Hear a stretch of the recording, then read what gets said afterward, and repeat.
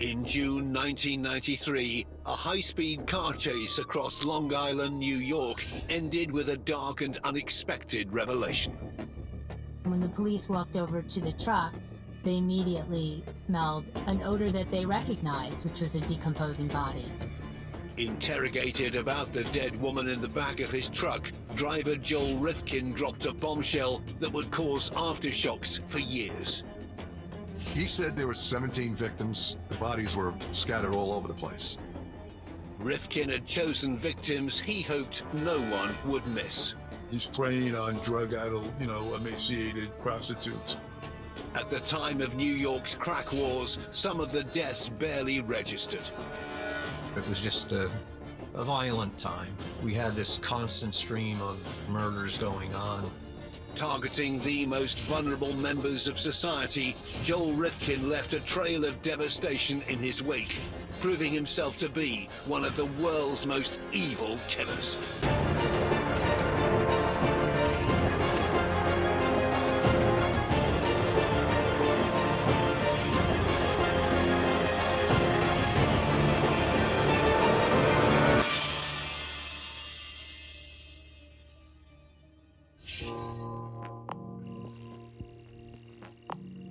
When Joel Rifkin crashed onto their radar, law enforcement had no idea how big the case would become. We arrested the serial killer with the body in his car, and then it expanded from there. New York State Police Captain Walter Heesh found himself leading the investigation into more than a dozen potential homicides. The investigation stretched for many, many months. We had to corroborate his account of the many bodies that he dumped. Nothing about Joel Rifkin had warned the world of the evil he was capable of. Retired detective Robert Mladinich briefly went to college with Rifkin and would later visit him behind bars to learn more about the enigmatic killer. Joel didn't incrementally develop into a serial killer. There was no history of mindless vandalism as a child. There was no history of him torturing insects or bugs or frogs. He was just this rather listless, uncertain, unhappy loner. From a quiet, unpopular child to one of America's most notorious murderers, Joel Rifkin's story is seared into the memory of the investigators who brought him to justice. The state police wasn't looking for a serial killer. The serial killer found us.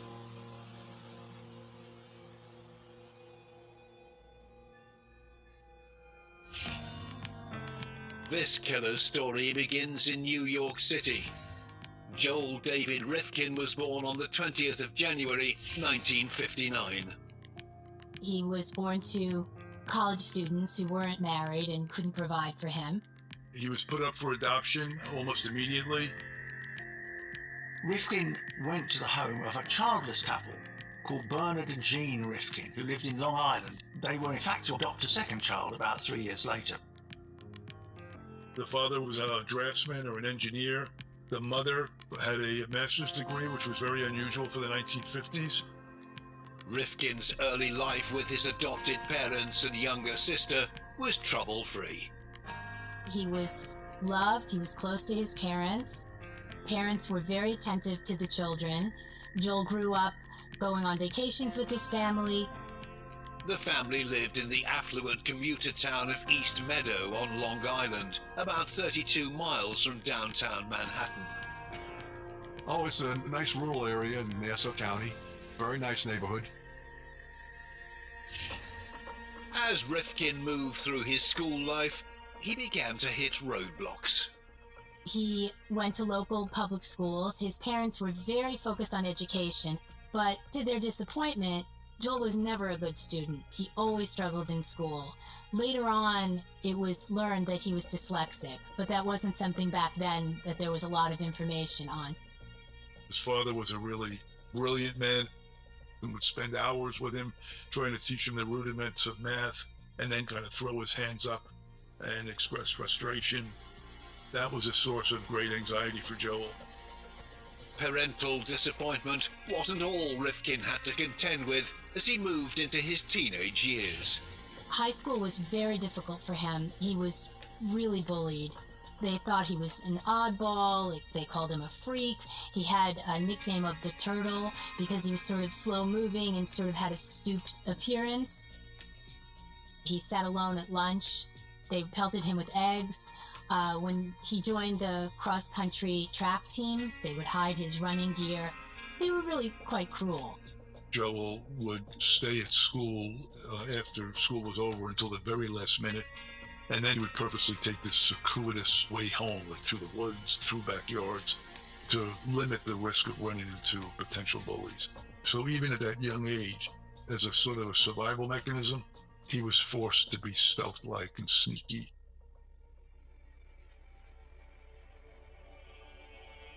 I think it's pretty well proven that, incessant bullying over the years, the steady degradation, humiliation, just wreaks havoc on your emotional development. It make you hateful, resentful, self-loathing. Around the age of 14 came another experience that Rifkin would later tell Robert Mladinich had been formative. The earliest sexual fixation he recalls was he saw a 1973 Alfred Hitchcock movie called Frenzy. And in that movie, it is a serial killer, very urbane, dashing, handsome guy. He's going around London and he's seducing women, and then he strangles them with neckties. And Joel said that all of his domination scenes in that movie really riveted him in a sexually charged way. The strangulation and the suffering of the victim may have played into kind of misogynistic and paraphilias that he already had. Maybe that film inserted the seed of strangulation as a particular part of his ritual. He admits that every woman he was ever with, from the first one, when he was 17, 18 years old, to the last one, he fantasized about killing. There have been studies that show that a lot of times serial killers will harbor these violent sexual fantasies for about 10 to 15 years before actually acting on it. And it seems that the timing sort of lines up for Joel Rifkin. Unpopular with the girls he met at school, in his late teens, Joel Rifkin sought out his first intimate experience with a sex worker. Very quickly, the young man developed a taste for illicit liaisons. He was in charge of the whole transactional aspect of soliciting a prostitute, deciding which one you wanted, being able to determine what sex act he wanted. Having struggled through high school, Joel Rifkin graduated in 1977 and enrolled at Nassau Community College. After high school, his parents really pushed him to go to college. That was very important to them. He did go for a little while, dropped out, tried different things. After a couple of semesters, 18-year-old Rifkin left the college to attend an institution over 300 miles away near Rochester. We were both attending Rockport State College in upstate New York. We were both journalism students. Robert met Joel Rifkin in October 1979, when the college photography club recommended their most promising member. I had received my first paid assignment to cover a boxing match, and I needed a photographer to accompany me. He seemed kind of rumpled and shaggy-haired, kind of nerdy, a little insecure, but extremely talented, very intelligent. Joel wound up getting lots of really great photos. For a couple of months, Robert felt like his new friend had a glorious future mapped out. What he did not realize was that 20-year-old Rifkin had another passion that was consuming his attention. He did have a fixation with prostitutes. He was traveling into Rochester and spending any available money he had on prostitutes. Rifkin's continued obsession affected not only his college work, but also his personal relationships. Joel had a girlfriend in college. She adored him. She thought he was fantastic. One of the reasons that he broke up was because he was so fixated on the type of sex that he would obtain from prostitutes, where he would be completely in charge. He would say, do this, do that. It would be over in a matter of minutes, and then he would go on his way. And that was what he wanted in his personal relationship. He didn't know how to be more emotionally connected or even physically connected with a woman that he was living with. In December 1979, Joel Rifkin left the campus to go home for Christmas and never returned. I never saw Joel again. I always wondered what he was up to and assumed he was doing kind of grand things in the photography world.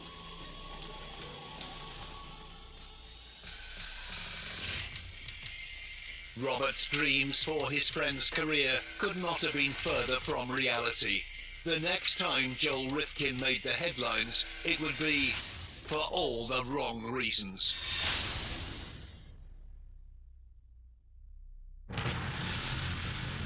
After dropping out of college, Joel Rifkin spent the early 1980s living back with his parents on Long Island, drifting between jobs.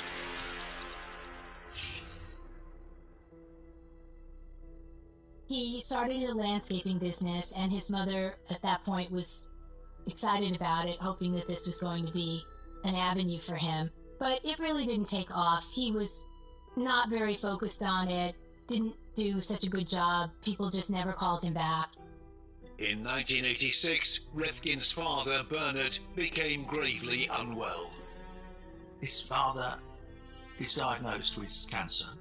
Rifkin is still desperate to impress him and signs up for a course on biology, but his father is lost to the world. In 1987, his father was in so much pain, he actually committed suicide. He wrote a letter to Joel, his sister, and his wife saying that he was so sorry, but that he just couldn't take the pain anymore.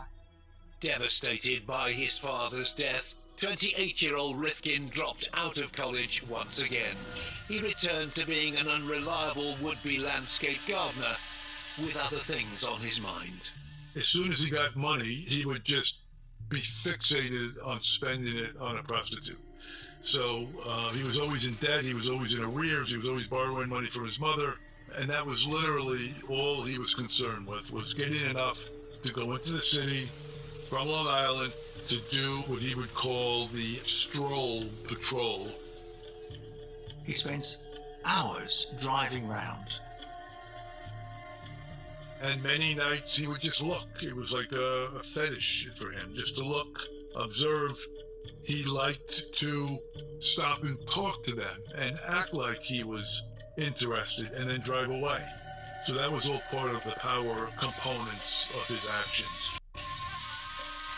A couple of months after his father's death, Joel Rifkin fell foul of the law in Nassau County. In the early summer of 1987, Rifkin falls into a sting conducted by the police, in which he propositions an undercover police officer for sex, and he's fined. In the 1980s, sex work was on the rise in New York City, in part due to the influx of highly addictive crack cocaine. In the 80s and the early 90s, there was a crack epidemic in New York City. That resulted in a pretty significant rise in crime, everything from petty theft by the addicts to feed their habits. And then we got into the crack wars between the dealers seeking to establish territory to supply drugs. So that resulted in quite a few homicides. There were literally over 2,000 murders a year back in the late 1980s, early 1990s. So there was literally like 7 murders a day. Nearly all of them were drug-related. In amongst all of the violence were vulnerable women who'd been sucked into the world of substance abuse. A lot of these women had become addicted to crack, and they just would do anything to get a fix. And that's how they ended up at prostitution. It was against this backdrop of sex work and daily violence that Lieutenant Arthur Hawker of the New York State Police was called to the discovery of a woman's body in the Cornwall area in October 1991. Cornwall is very close to the city of Newburgh. Where the victim was found there, it was along a creek called Moodna, creek. It was kind of like a very wooded area. It was almost like a dumping area for, people that just wanted to discard various things. She wasn't buried. The remains were decomposed and no cause of death was discernible. There was nothing on the body to help identify the young woman. There's a lot of variables involved in identifying a Jane Doe. You're checking missing persons with that height, weight, race, gender, scars, marks, tattoos, piercings, blood type. We would have gone to the city of Newburgh and compared photos with their detectives. Did they have any missing people? There were no clues. It wasn't even certain the woman had been the victim of a homicide. As autumn turned to winter, the trail went cold. The following spring, 33-year-old gardener Joel Rifkin was still living in East Meadow, Long Island, with his mother and sister. His life was a secretive one. Later on, when they interviewed his mother, she said he just came and went. They never checked up on him, didn't know what he was doing. Rifkin still dabbled in gardening, keeping his equipment in the family garage. His mother and his sister were forbidden from going into that garage. They never asked why, just like they were forbidden from going into his room at home. In the late spring of 1992, Lieutenant Hawker was called to the scene of another suspicious death, this time in the Putnam County area of New York State.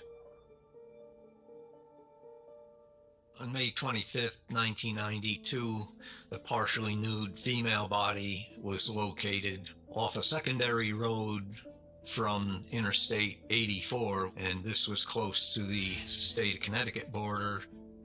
And as a result of that, there was concern that she was not a local, and the local sheriff's office asked the state police to investigate the death. The female body was partially clothed. I don't recall that there was any effort to conceal, other than to leave her in the weeds along the road. She was not decomposed or anything like that. It appeared to me to be fairly recent. An autopsy revealed the woman had been strangled to death, but efforts to identify her were initially unsuccessful. The one distinguishing detail that I recall from the scene was that an earring was missing. 2 months later, a woman saw a picture of the unidentified victim on a flyer at the New York City Police HQ in Manhattan. It was her 33-year-old daughter, Anna Lopez. She had been a missing person from New York City area. Her mother described her as a really gregarious, happy, outspoken child.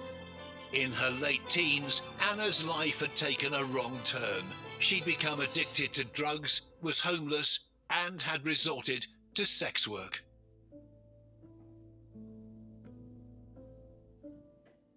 Anna's mother remembers that her daughter just struggled to get clean. She had a child that the mother was raising, and she would come and visit once a month to pick up her Social Security check. And I remember the mother saying that she always knew that if Anna didn't arrive on the 3rd of the month, then she was never coming back, because she came for the money and the money was going to go for drugs.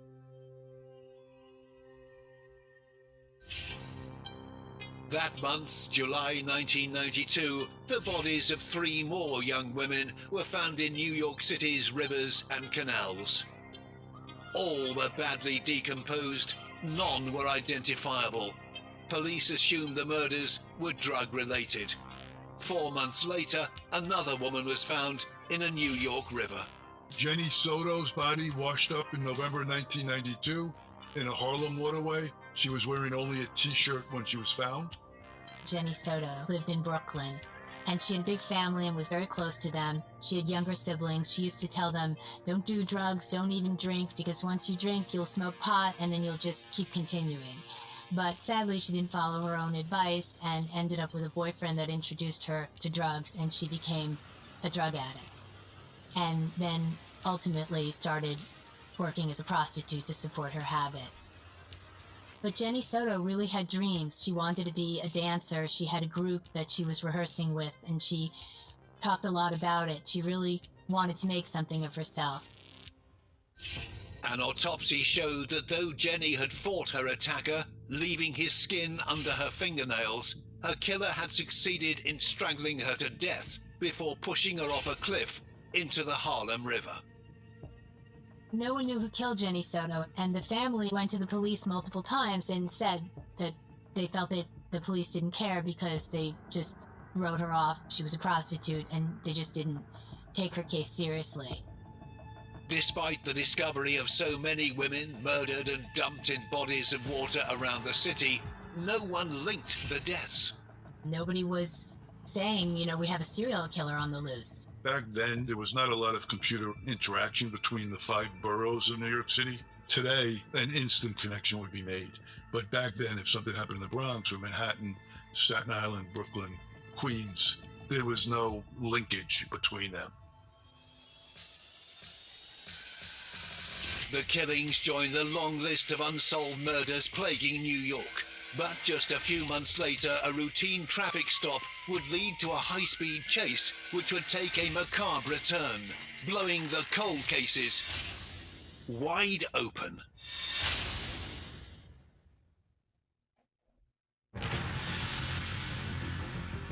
At 3:15 a.m. on the 28th of June 1993, 2 troopers from the New York State Police were on patrol on Long Island's Southern State Parkway. The troopers were on the parkway early morning hours, and they spotted a vehicle with no license plate on the back. They activated the license siren. He failed to comply and took him on a pursuit throughout Nassau County. An enormous high-speed chase follows. Other police cars are summoned. It goes on for about 25 minutes. Finally, he loses control on a bend, and the truck goes straight into a streetlight and comes to a grinding halt. The driver was swiftly removed from the vehicle. They asked him for his license and registration and told him he had no license plate on the car. The driver identified himself as 34-year-old Joel David Rifkin. As the troopers prepared to impound the vehicle, they quickly realized the missing license plate was not the only thing wrong. One of the troopers noticed a strong emanating odor of decaying flesh in the back of the vehicle. They went to investigate, and they found the body of a female in partial decomposition wrapped in a blue tarp. He was placed under arrest and brought back to the state police headquarters in Farmingdale. Walter Heesh, then captain of the Bureau of Criminal Investigation with the New York State Police, was called in to lead the investigation into the suspected homicide. Rifkin said that she was a prostitute he had picked up 4 days before. He had sex with her, and things went bad, and then he killed her. Police officers were struck by their suspect's unusual demeanor as he gave his version of events. I remember going to the headquarters and stopped by the squad room where he was secured. He showed a detached concern. He wasn't excited at all about this. It was just a matter-of-fact type of guy right there. Joel Rifkin told investigators he'd been driving his mother's car when he picked up the young woman on the night of the 24th of June. She was in Manhattan on Canal Street downtown, and Joel Rifkin pulled up and she got in his car. He knew her because he had dated her, in quotes, a number of times. After strangling the young woman in his car, Rifkin said he'd driven home to his mother's house. He wrapped the body in a tarpaulin and put it in the trunk before driving his oblivious mother to work. Once back home, he moved the woman's body yet again. He takes the body out of the boot of his mother's car and puts her in the garage in a wheelbarrow. The body is left for 3 days. Rifkin spent the rest of the weekend fixing his truck and spending time with his mother and sister. By 3 o'clock on Monday morning, he had a plan. Rifkin takes the body, now decomposing, and puts it in the boot of his truck. He was on his way to dispose of her in a trash receptacle which was near our state police headquarters. Apprehended before he could hide the evidence of his crime, Rifkin was charged with second-degree murder. But the story did not end there. The interview continued on, and at one point the investigator came to me and advised me, I think he's done this more than one time. When they began asking him more questions, he just started naming names of all the women he could remember and going through the list. During 10 hours of questioning, Joel Rifkin stunned detectives when he claimed to have murdered 17 women over the course of 2 or 3 years. If true, it would have made him New York's most prolific serial killer. I was astonished. When I went in that morning, I thought we had a open and shut homicide case, and then by the afternoon, it was one of the biggest cases we've ever had. Rifkin explained to detectives how the killing spree had begun back in 1989. He picks up a girl, she's 25, and she's known as Susie to her fellow sex workers. Rifkin takes her back to his mother's house. His mother's away, out of town. It got violent. He brutally murdered her and dismembered her and scattered her body in different parts of New Jersey and New York. He put the head in a paint tin and took it to the wooded section of a golf course. He then dropped the legs in a different place in water. 16 months later, he did it again, killing a young woman called Julie Blackbird. By his third killing in July 1991, Rifkin had developed a murderous routine, which he'd repeat every few weeks or months, driving around the city, selecting his victims. He'd pick them up, have sex, and then they would get violent, and then he would kill them. And then he'd have to dispose of them.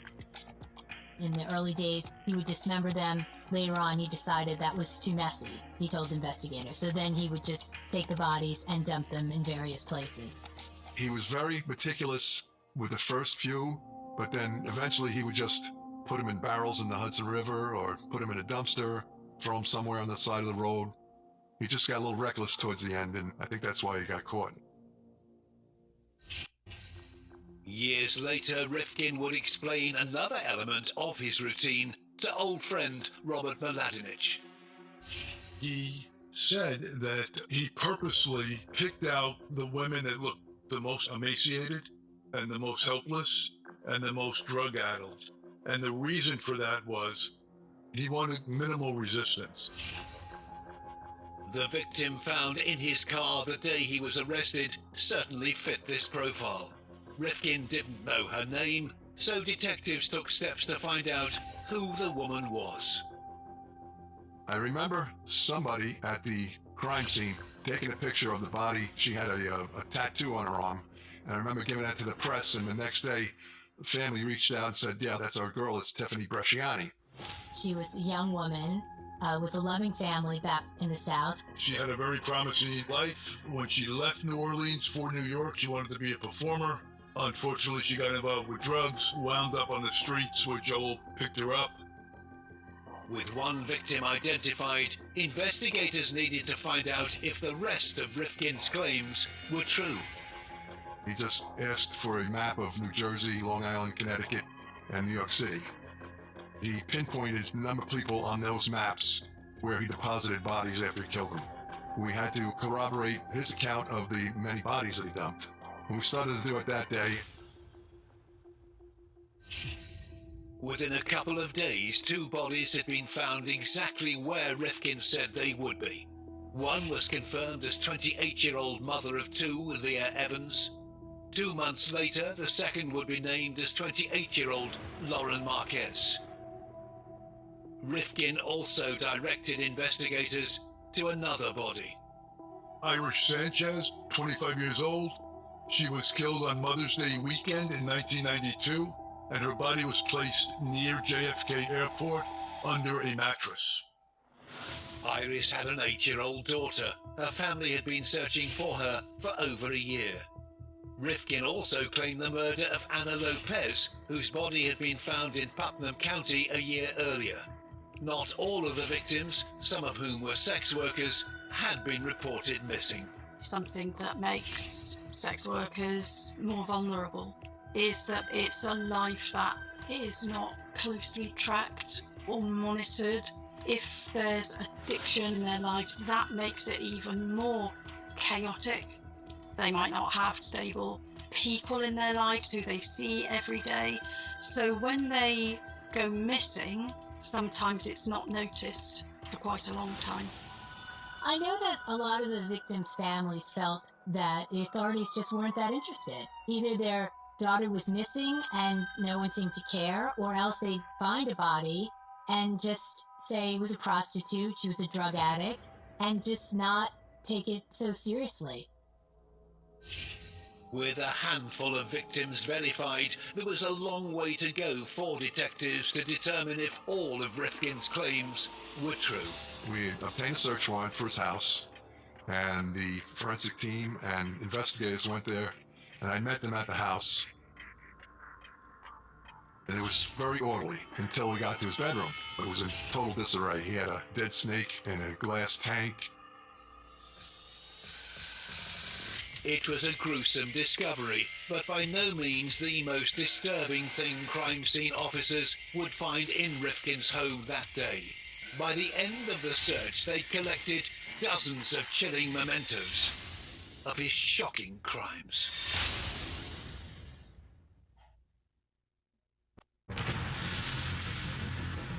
In July 1993, the home where 34-year-old Joel Rifkin lived with his mother on Long Island, New York, was searched inch by inch. Joel had such a vast collection of souvenirs of his victims, trinkets, prescriptions, credit cards, even a woman's HIV medication. There was the lady's identification, driver's license, and various pieces of jewelry. Serial killers are not ashamed of what they've done. They actually want to keep doing it, and they want to keep reliving that moment. So looking at those mementos, if you like, is almost like looking at porn. Women's clothing, underwear, and makeup were found, as well as a chainsaw, ropes, and a wheelbarrow stained with blood. The trophies found in Rifkin's home were invaluable in identifying more of his victims. The investigators found a gold earring that Joel Rifkin had taken from Anna Lopez, and that was another way they identified for sure that he had been the one to kill her. The earring matched the one Lieutenant Hawker had found on Anna's body in May 1992. The crime scene technicians also found a driving license belonging to a woman called Mary Ellen DeLuca, the victim whose body had been found in Cornwall, New York in October 1991. The cache of evidence in Rifkin's home also pointed to an 18th victim, one he'd not admitted to killing. Mary Catherine Williams was a former cheerleader from North Carolina. She had been married. Her and her husband were attempting a reconciliation when she was murdered by Rifkin, and lots of her property was discovered in Joel's room. Jewelry, credit cards, things like that. Other victims linked to Rifkin that month included Mary Ann Holloman, age 39, and 28-year-old Lorraine Orvieto, whose bodies had been found the previous summer. Another was 31-year-old Yun Lee, whose body had been found in 1991 in a steamer trunk in the East River. Rifkin had also confessed to a death that had not even been deemed a murder until that point. In July of 1991, Rifkin picks up a 31-year-old sex worker called Barbara Jacobs, and again takes her home to Long Island, has sex with her and kills her with exactly the same table leg that he'd killed the previous sex worker. Her body was put into a plastic bag and thrown into a cardboard box and deposited in the Hudson River in New York. When Barbara's body is eventually found, her death is attributed to a drug overdose because she clearly was a drug user. In September 1993, yet another victim was identified. Violet O'Neill's body parts were found over the course of 3 days in the summer of 1992 in various parts of Manhattan. By October, Joel Rifkin had been charged with 6 more murders. The following February, he was charged with the murder of Jenny Soto, whose family had anxiously waited for news since she was found dead 16 months earlier. One day they got a phone call from the investigators, and they said that Joel Rifkin had mentioned the name Soto. They had found an earring of Jenny's in his bedroom. Jenny Soto's mother had told me that she had just prayed to God that she would find the answer and find out what happened to her daughter. And when she got the call about Joel Rifkin, she said it came right between her birthday and Jenny's birthday, and she decided that God had at least answered that prayer for her, so that she at least knew what happened to her daughter. Despite confirming many of Rifkin's alleged crimes, by the spring of 1994, investigators still had at least 3 sets of remains that had not been identified. In April, Rifkin stood trial for Tiffany Bresciani's murder. The trial played out in Nassau County, and pretty much it was a cut and dry case. You have the subject, you have the victim, you have the admissions, and you have the medicological examination of the body. During the prosecution case, he was called a sadistic serial killer who took pleasure in watching people suffer. Rifkin pleaded not guilty by reason of insanity, with his defense team claiming he was a paranoid schizophrenic who could not separate fantasy from reality. The prosecution pointed to the killer's premeditation as evidence of his sound mind. Because he was premeditated about how he went about these murders, and he did keep trophies.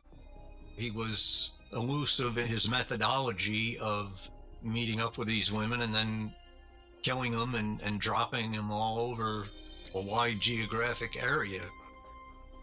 The jury rejected Rifkin's claim that he was not responsible for his own actions. On the 9th of May 1994, Rifkin is found guilty of Tiffany's murder and is sentenced to 25 years. With his client facing future trials for 8 more murders, Rifkin's lawyer told the media the killer suffered from adopted child syndrome, that he believed his biological mother had been a sex worker who, like everyone else in his life, had rejected him. In the end, Rifkin opted not to stand trial, pleading guilty to all of the remaining charges against him. He was convicted of 9 second-degree murder cases, and he was sentenced to 203 years to life and is now serving that in upstate prison. It is a good relief that the families do have closure with this, and that's one of our main goals, is to provide that to them. Many of the victims' family members had attended Rifkin's various hearings, even those for whose murders he'd not been charged. I think for a lot of the victims' families, there is some sense now of justice because they know what happened, and he is going to be in jail for the rest of his life. He wasn't convicted on every single murder, but we know he's never coming out. At one of the sentencing hearings, Rifkin makes, I think, a very interesting statement. He says, "You all think I'm nothing but a monster, and you're right." When he began visiting Rifkin several years later, Robert Mladinich was struck by the killer's attitude to the devastation he'd caused. When I went to see Joel the first time in Attica State Prison, we got reacquainted. I was wondering how I was going to lead into the murders because I figured he didn't want me to see him in that light, but effortlessly, within 15 or 20 minutes, we were talking about murder number 1, murder number 2, murder number 3. He showed absolutely no remorse whatsoever. Joel said, "I want to, but I can't, and I don't know why, but I wish I could." In 1999, Rifkin launched an appeal against his many convictions. He says, when the Nassau County Police first stopped him in the truck after the chase, they didn't properly read him his rights, and they didn't allow him to ask to see a lawyer. Rifkin argued that his confession to 17 murders had been obtained unlawfully and should not have been used in evidence. In 2002, the New York Supreme Court finally dismissed all his appeals. In 2013, there was an unexpected development in the story of Joel Rifkin and his crimes. His first suspected victim, the woman known only as Susie, was finally identified as 25-year-old Heidi Bolch. Parts of her body were found at a New Jersey golf course. I think she had one ant that they were able to contact and make a positive identification. There is still one suspected victim of Rifkin, Julie Blackbird, whose remains have never been found, and one Jane Doe who's never been identified. A further victim he claimed to have killed has neither been found nor identified. For the families mourning their loved ones, there are still unanswered questions. He showed no remorse and really didn't give any kind of a motive. He never really explained. I don't think he understood it himself. It was just this rage, this anger against women who he just felt he had power over. Joel's killing was definitely a power thing for him. He spent a lifetime being bullied. He spent a lifetime being humiliated and degraded. And finally, he was in charge. And I think that when he was finally caught, at that point, he actually had something that was special about him. He could say, I was the most prolific serial killer in New York.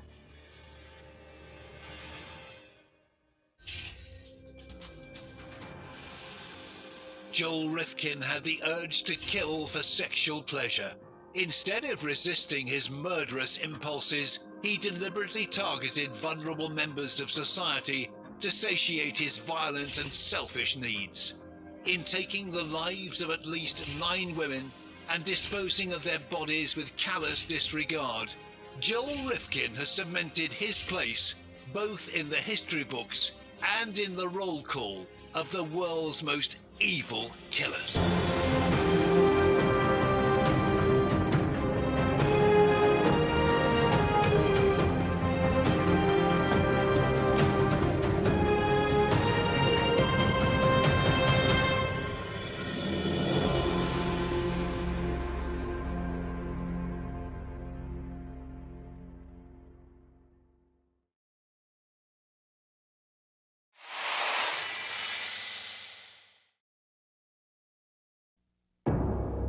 Come on, Janky. It's checkout time.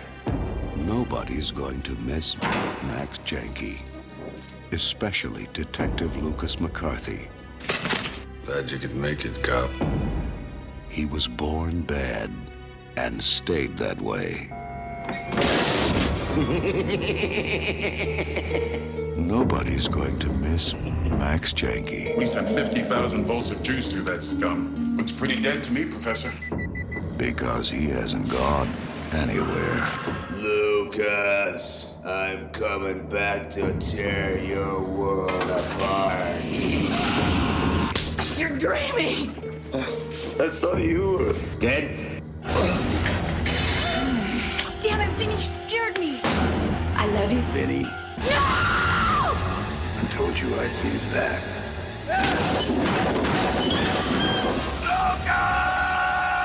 If you thought Freddy was a howl... Funny thing happened to me on the way to the studio today. and Jason was a scream... I got a present for you. Wait till you meet Max. Not even close. He's a cut above the rest. The Horror Show. This is just the beginning.